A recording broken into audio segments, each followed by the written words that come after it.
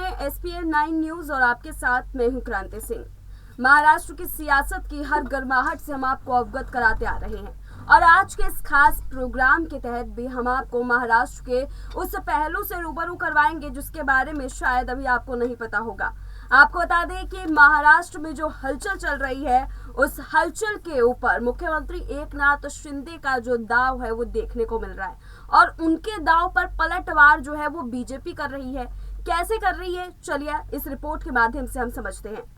दरअसल महाराष्ट्र के मुख्यमंत्री एकनाथ शिंदे के मंत्रिमंडल का आज आगाज हो चुका है और इस मंत्रिमंडल में 38 मंत्रियों के होने की संभावना है, जिनमें से अधिकांश सहयोगी भाजपा से हैं। सूत्रों का कहना है कि नए मंत्रिमंडल में भाजपा के 25 मंत्री रहेंगे, वहीं पर एकनाथ शिंदे की शिवसेना के 13 मंत्री होंगे। अब आप खुद सोचिए इस आंकड़ों के बीच का जो अंतर रहा है, क्योंकि इस जीत को दिलाने में यहाँ जहाँ एकनाथ शिंदे के गुट के सभी नेताओं की जो मेहनत थी वो साफ देखने को मिली थी, लेकिन वहीं पर जब मंत्रियों के चुनाव की बात आई तो मंत्रियों के चुनाव में जो है एक भारी संख्या बीजेपी को मिलती है, तो वहीं पर उसकी आधी संख्या यहाँ पर एकनाथ शिंदे को मिल रही है। तो ये एक तकरार की कहानी को और बयां करता हुआ साफ नजर आ रहा है, क्योंकि जैसे पिछले दिनों ये कयास लगाए जा रहे थे कि बीजेपी जो है वो एकनाथ शिंदे को अपनी उंगलियों पर जरूर नचाएगी और एकनाथ शिंदे को वो कोई ऐसा मौका नहीं देगी जिसके तहत एकनाथ शिंदे जो है अपनी मनमर्जी कर सके। अब इसका जीता जागता उदाहरण अभी से शुरू हो चुका है। अभी तो पिक्चर शुरू में नहीं हुई थी कि पिक्चर के अंदर एक अलग अलग ट्विस्ट का आना भी शुरू हो चुका है। अब इस ट्विस्ट को लेकर के एकनाथ शिंदे जो है वो आगे क्या कदम उठाएंगे, इसको लेकर के भी कई सवाल उठ रहे हैं। आपको बता दें कि एकनाथ शिंदे को लेकर के तमाम तरह की जो अटकलें हैं वो इस वक्त सामने आ रही हैं कि एकनाथ शिंदे जो है वो बगावत का रुख बीजेपी के खिलाफ अपना सकते हैं, क्योंकि देखा गया है कि वो सत्ता में आने के लिए जिस मेहनत के साथ पूरे कोशिशों करते हुए इसके अंदर एंट्री ली थी, वही महाराष्ट्र की सियासत में अब इस एंट्री का एक अलग मायने भी देखा जा रहा है, एक अलग रूप भी देखा जा रहा है, क्योंकि इस रूप के अंदर बीजेपी जो है अपनी विजयी गाथा लिख रही है, बीजेपी जो है अपनी मनमर्जियां कर रही है और उन मनमर्जियों के बीच में एकनाथ शिंदे जो है अपनी ख्वाहिशों को दफनाते हुए साफ नजर आ रहे हैं। अब उनके इन ख्वाहिशों के दफन होने की वजह से एकनाथ शिंदे के अंदर मनमुटाव का जो मंजर है वो साफ होता जा रहा है। लेकिन अभी ये कहना बेहद मुश्किल है कि क्या एकनाथ शिंदे और बीजेपी के अंदर कोई कला हो सकती है। अभी इसको लेकर के कोई भी पुष्टि नहीं हो सकती, लेकिन ये जिस तरीके से जो पूरा मंजर सामने आया है, इस मंजर ने ये तो जरूर साफ कर दिया है कि एकनाथ शिंदे और बीजेपी आगे चल करके बहुत जल्द तकरार का सामना कर सकते हैं और इस बीच में देवेंद्र फडणवीस जो है एक अहम भूमिका में जरूर नजर आएंगे। आपको चलिए पूरे इस मामले की जानकारी दे देते हैं। एकनाथ शिंदे की शिवसेना के जो 13 मंत्री है वो इसके चुनाव के अंदर जब यहाँ पर चुना जाएगा कि कौन मंत्री होगा, कितने मंत्री पद पर जो है एकनाथ शिंदे के यहाँ पर लोग बैठेंगे और कितने मंत्री जो होंगे वो बीजेपी के होंगे। तो यहाँ पर इस मंथन के बीच में जिस तरीके से जो रुझान सामने आ रहा है वो यही कि 25 जो है वो भाजपा की तरफ से होंगे और यहाँ पर एकनाथ गुट की तरफ से 13 होंगे।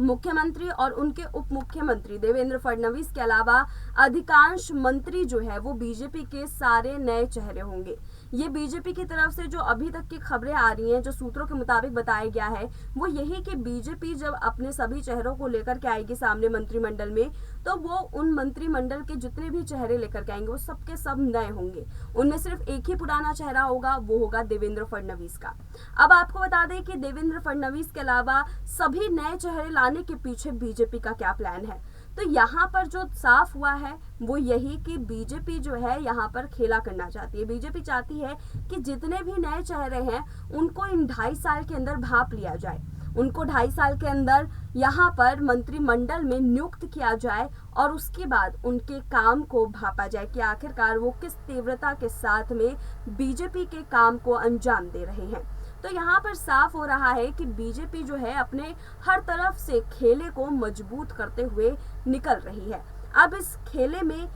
कहां पर बाजी मारेगी बीजेपी और कहां पर उसको ही इन सभी मुश्किलों का सामना करना पड़ जाएगा, ये कहना बेहद ही मुश्किल है। लेकिन बीजेपी का जो खेल है वो हमेशा से देखा गया है कि हर राज्य के हिसाब से अलग अलग रहता है, और यही यहाँ पर भी देखा गया है कि यहाँ पर बीजेपी का जो खेला है वो महाराष्ट्र के हिसाब से अलग है। महाराष्ट्र के अंदर शिवसेना को ही साधना, वहीं से एकनाथ शिंदे को अपने साथ लेकर के आना और उसके बाद उनके गुट के लोगों को भी मनाना और फिर मिल करके एक सरकार तैयार करना और सरकार का चेहरा शिवसेना के उसी नेता को बनाना जो नेता जो है इस वक्त बगावत करके आया है। यहाँ पर बीजेपी के अंदर भी भरोसे को लेकर के एक सवाल उठता हुआ साफ नजर आ रहा है कि जब एकनाथ शिंदे जो है वो शिवसेना के नहीं हो पाए तो बीजेपी के कैसे ही होंगे। तो यहाँ पर बीजेपी जो है उनको लेकर के भी सतर्कता बरत रही है और यही वजह है कि यहाँ पर मंत्रिमंडल में वो अपने चेहरे को ज्यादा रखना चाहती है और यहाँ पर शिंदे गुट के चेहरे को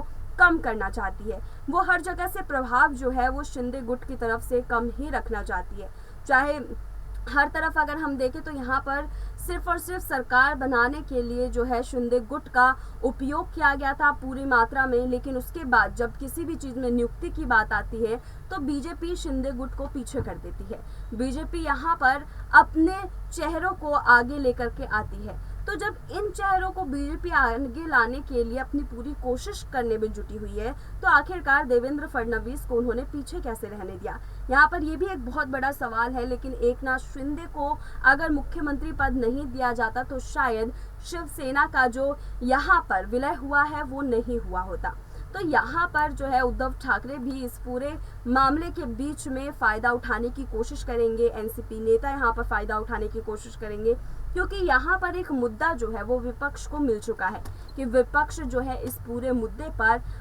उस चारों तरफ से जो है घेर सकती है बीजेपी को, चारों तरफ से जो है एकनाथ शिंदे को भी घेर सकते हैं और दोनों के बीच में एक फूट भी डालने की रणनीति यहीं से तैयार हो सकती है। अगर यहाँ पर विपक्ष जो है सफल होती है कि यहाँ पर एकनाथ शिंदे और बीजेपी के अंदर कलह पैदा कर दे तो यहाँ पर सबसे ज्यादा फायदा ठाकरे को होगा और ठाकरे जो है वो दोबारा से अपनी सत्ता में वापसी कर सकेंगे। लेकिन बीजेपी को मात देना इतना आसान नहीं है। बीजेपी कहीं ना कहीं अपनी तरफ से पूरी आश्वस्त होकर के चल रही है कि इस पूरे मामले में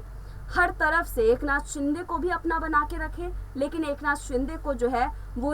यहाँ पर पूरे महाराष्ट्र के अंदर उस अपनी सत्ता का फायदा भी ना उठाने दे। तो दोनों तरफ से बीजेपी की जो ये कोशिश रही है, इस कोशिश को लेकर के आप लोग क्या कहना चाहते हैं? आप लोग को क्या लगता है कि जो महाराष्ट्र जिसको जीतने के लिए एकनाथ शिंदे ने इतनी मेहनत की है, उस एकनाथ शिंदे को क्या बीजेपी का ये दगा कबूल होगा? क्या बीजेपी की तरफ से हर पूरे मामले में अपनी सहमति डलवाना और अपने वर्चस्व को दिखाना क्या एकनाथ शिंदे को आगे चल कर के भी इसी तरीके से मंजूर होगा जैसे कि अभी है? अभी के हालात जो है वो आने वाले समय में किस ओर पलटेंगे, क्या रुख में बदलाव आएगा, ये तो खैर आने वाला समय ही बताएगा। फिलहाल महाराष्ट्र की राजनीति से हम आपको पल पल अपडेट करते रहेंगे। तब तक आप बने रहिए हमारे साथ और देखते रहिए SPN 9 न्यूज।